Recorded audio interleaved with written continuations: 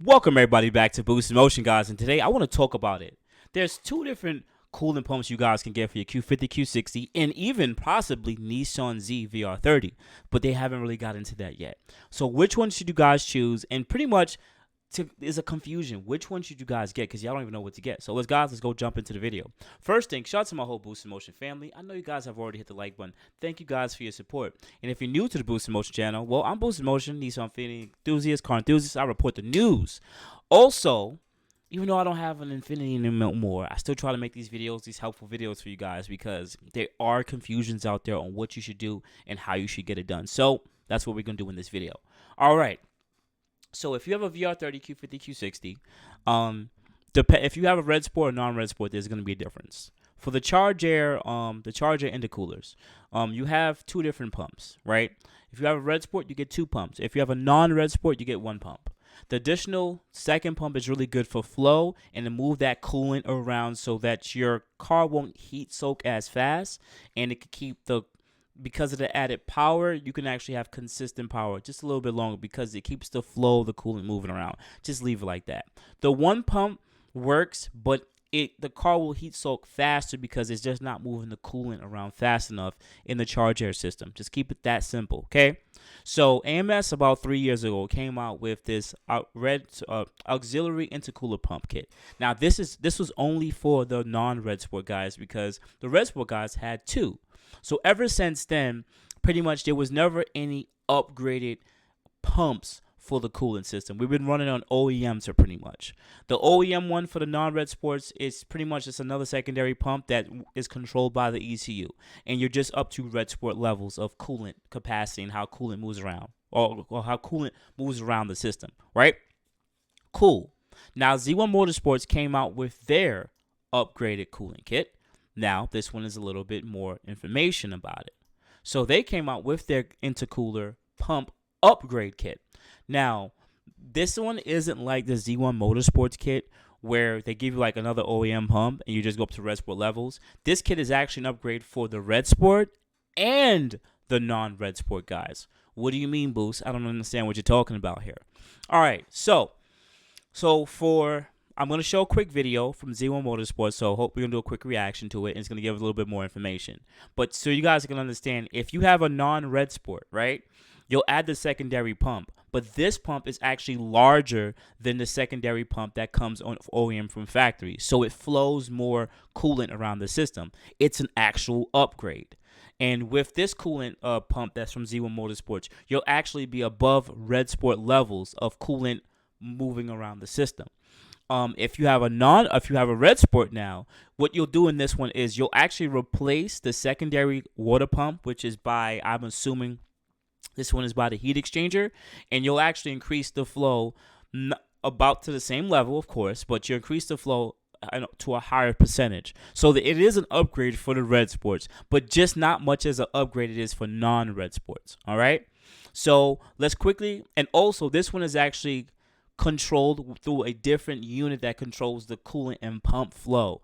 So this one actually it's controlled by the ECU, but then there's also some more electronic control from the brain that they installed in the coolant pump controller. But let's quickly go to the video. Matter of fact, let me just quickly read some numbers that they have here so you guys can know. Z1 Motorsports Coolant Kit is a bolt-on solution designed for red sport, non-red sports in mind. When used with a stock heat exchanger, this upgrade provides a 51% increase in coolant flow for non-red sport guys and a 12% increase for red sport guys. When installing an aftermarket heat exchanger, you can expect up to an 82% increase for non-red sport guys, and 35% increase with red sport guys. Understand, guys, the red sports, you're not going to be as much above because you guys are already at a higher level. So this coolant system is better, but for the non-red sports, it's a really big jump for them. Also, most of us always get a heat exchanger upgrade. You know, PLM, Mishimoto, Z1 Motorsports, AM, all these different companies. Because you're adding larger capacity heat exchangers, more coolant to the system, you're removing some of that restriction. So that's why it increases the amount of flow. But they also have a chart here that you guys can look at, an X and Y chart. But to make it simple and easy, I'm going to play this video from Z1 Motorsports themselves where they actually break down the increase. So let's go. What are the numbers? What does this compare to stock number-wise? So the stock non-Red Sport Once again, I want you guys to know this is fair use. Single pump fair system use. flows about 5.5 gallons per minute. Okay. So 5.5 gallons per minute are for the non-Red Sport guys because you have one pump. Red Sport factory dual pump system flows about 7.4 gallons per minute. Okay. All right, 7.4 gallons. This is for the Red Sport guys. So if you got the AMS upgraded one, you'll go up to 7.4, 7.5. Okay, right? If you install our kit and replace that second Red Sport pump with our pump, it flows about 8.3 gallons per minute. Wow, that's a decent jump. Yeah. So we're going to stop it right there. So that's why they're saying that you get a small increase for the Red Sport guys because you're moving a bit more coolant from the Red Sport guys, but this is a huge increase for the non-Red Sport guys because they're only pushing about 5.5. Once again, I'm going to be asked, as I've been asked before on video, and not on video, but in my DMs on boostinmotion IG. Even though I do change up the boostinmotion IG now, I do still answer questions, but I don't answer that much questions anymore because you guys are insane, and I have a subscription. If you want to subscribe to my IG, I'll definitely help you guys build your cars. But too much DMs, my time is money. I have a day job. All right, cool. But anyway, to quickly say it on video, I've had y'all guys come and ask me, Boo, should I get the coolant pump upgrade? And I always ask them, what is the reason why? This is still a $500 upgrade. You know what I'm saying? Like, what are you exactly using it for? Well, I just wanna make sure my car is always running cool. I'm like, okay, cool, I get that part. But in the VR30 platform, the Q50 Q60 flat platform, there are some staples: heat exchanger, downpipes, catback exhaust, intakes, and a tune. That's most of the typical parts that you're gonna get as staples. Anything else past that is to add more coolant to the system, to add better flow to the system, and a couple of other things to just add more to the system. So what I'm saying is, you guys asked me, well, Boo, should I get a secondary water pump? I said, well, I see the gain in it. I see where it makes sense because it was an option from factory. If Red Sports have it, why non-Red Sports shouldn't get it? Yes, I can see it because if you're using it and you want to be on that level, go ahead. It makes sense because it flows better. But most of you guys are never going to really be beating on your car that much for you to even need that added, that added coolant. I hate to say it on video like that because I know you guys are going to be like, well, Boost is basically saying, well, we shouldn't get a secondary water pump.